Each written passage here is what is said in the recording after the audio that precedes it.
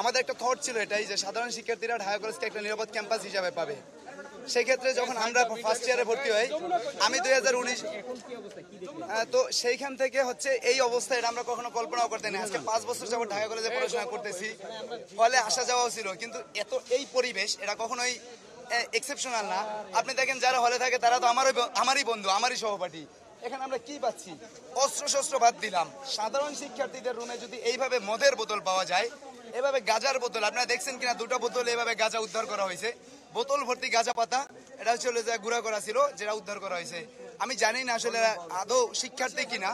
এবং হচ্ছে সবচেয়ে বড় কথা হচ্ছে যেটা, এই হলগুলো এতদিন দখল করে কারা ছিল, যাদের আদৌ কোনো ছাত্রত্ব নাই। আমি 19-20 সেশনের শিক্ষার্থী, আমি অনার্স 4th ইয়ার, আমার শেষের পথে। এই আন্দোলন না হলে হয়তো অনার্স শেষ হয়ে যেত, কিন্তু এখন আইডি কার্ড এখানে পাইলাম, যারা হচ্ছে 12, 13, 8, 9 সেশনের আইডি কার্ড আমরা পেয়েছি, যারা হলগুলো দখল করেছিল এবং অরাজকতা শুরু করে। আর যে অস্ত্রগুলো পেয়েছি, এগুলো আসলে আমি জানি না আদৌ আমি শিক্ষার্থী হিসাবে, ঢাকা কলেজের শিক্ষার্থী হিসাবে এখন নিজেকে পরিচয় দিতে লজ্জাবোধ করবো যে আসলে ঢাকা কলেজ থেকে এগুলো উদ্ধার করা হয়েছে। এবং পুলিশের আমাদের ঢাকা কলেজের হল থেকে পুলিশের হেলমেট পাওয়া গেছে। ছাত্রলীগের গুন্ডারা পুলিশের হেলমেট পরে আমাদের সাধারণ শিক্ষার্থীর উপর নির্যাতন এবং অত্যাচার করেছে, এমনকি গুলিও চালিয়েছে তারাই যে এর প্রমাণ হয়েছে আমাদের পুলিশের হেলমেট।